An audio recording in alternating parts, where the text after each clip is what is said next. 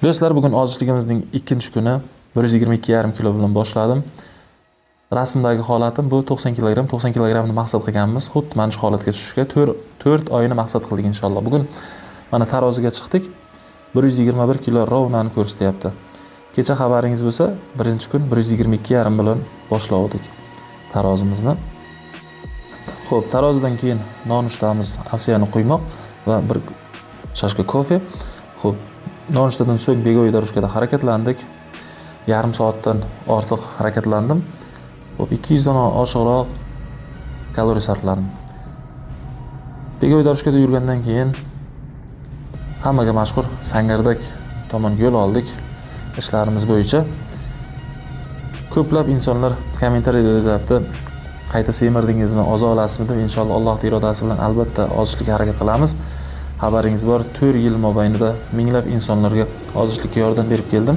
Inshaalloh albatta o'zim ham ozaman sizlar bilan birgalikda. Ko'plab ruskiy blogerlar ham eksperiment uchun semirib ozgan. Xo'p, bizda abedlikda chechevitsa qaynatilgan, 2 dona qaynatilgan tuxum.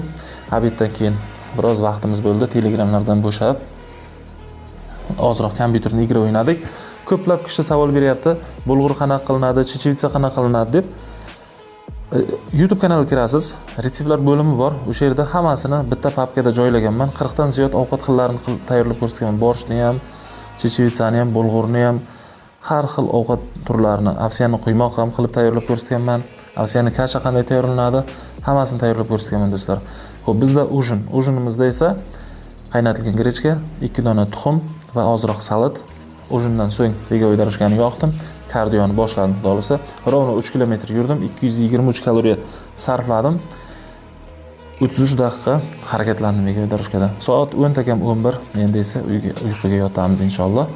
Do'stlar, ozishligimizning eng zo'r generatori, motorikasi bu uyqu.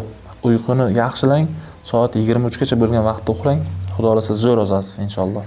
Barchaga omad.